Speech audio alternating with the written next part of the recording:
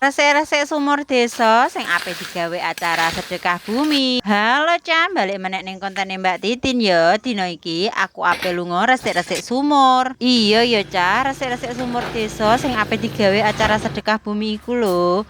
Biasane nek wayah sedekah bumi, bancakane kan ning nggone punden. Lah pundene iki cedhake sumur, dadi sumure diresiki Cah sadurunge acara. Ayo melu aku, let's go. Jenenge ae ape resik-resik, gawane ya sapu, arit, benduk, tapi ya ketelak barang, aja lali nggo banyu ngombe. Ujug-ujug wis teko nggone ae lho, bapakku malah wis lunga ndisiki. Sumur iki lokasine ana ning mburi omahku Cah, tapi rada adoh. Jane iki ya sumur desa, tapi sing nganggokno banyune iki ya mok keluargaku tok, soale tangga teparoku wis padha duwe sumur dhewe-dhewe ning cedhake omah. Intine nek wong desa iki jenenge sumur punden Cah, tapi ora serem lho ya. Sumure ae banyune agung, enak nek dienggo ngombe Cah. Aku bendina lek ngombe ya nggodhog banyu sumur iki. Sumur iki biyene dimanfaatno wong akeh ya Cah. Saiki saking wis do duwe sumur dhewe, dadine sumure ra patek kerumat.